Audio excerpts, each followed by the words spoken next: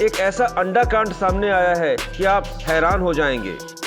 सहरसा के बाबुल कुमार का दावा है कि उसने शहर के गंगजला चौक पर एक दुकान से आधा दर्जन अंडे खरीदे, घर जाकर अंडों को फ्राई किया, जिसके बाद अंडों से प्लास्टिक जैसा पदार्थ निकलने लगा। शक होने पर बाबुल ने अंडे को जलाकर देखा तो उससे प्लास्टिक जैसी महक आ रही थी।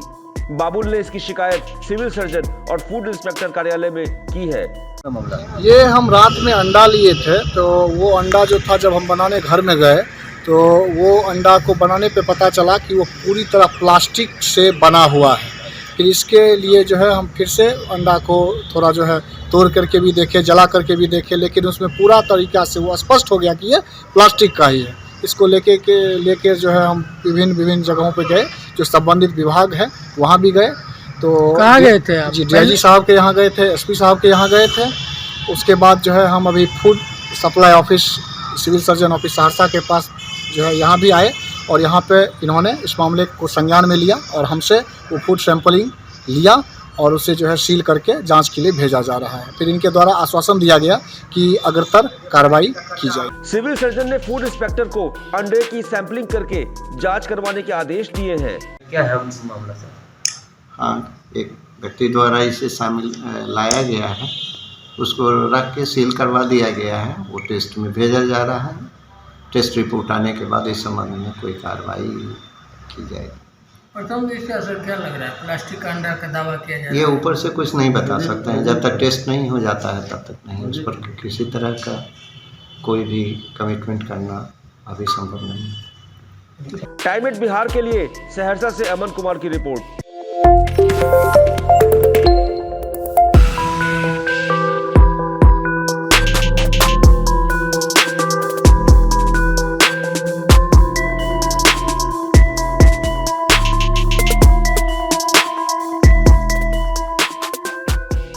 एक ऐसा अंडा कांड सामने आया है कि आप हैरान हो जाएंगे।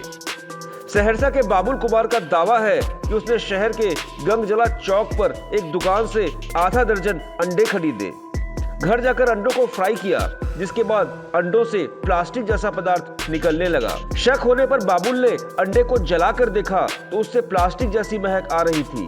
बाबुल ने इसकी शिकायत सिविल सर्जन और फूड इंस्पेक्टर कार्यालय में की है।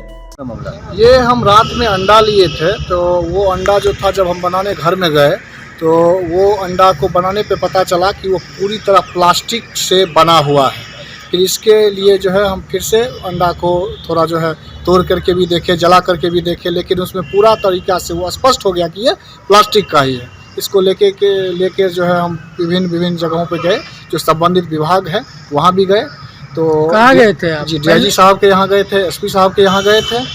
उसके बाद जो है हम अभी food supply office civil surgeon office Saharsa के पास जो है यहाँ भी आए और यहाँ पे इन्होंने इस मामले को संज्ञान में लिया और हमसे वो फूड सैंपलिंग लिया और उसे जो है सील करके जांच के लिए भेजा जा रहा है। फिर इनके द्वारा आश्वासन दिया गया कि अग्रतर कार्रवाई की जाए। सिविल सर्जन ने फूड इंस्पेक्टर को अंडे की सैंपलिंग करके जांच करवाने के आदेश दिए हैं। क्या है मामला सर? हाँ, एक व्यक्ति द्वारा इसे शामिल लाया गया है, उसको रख के सील करवा दिया गया है। वो टेस्ट में भेजा जा रहा है। टेस्ट रिपोर्ट आने के बाद इस संबंध में कोई कार्रवाई की जाएगी।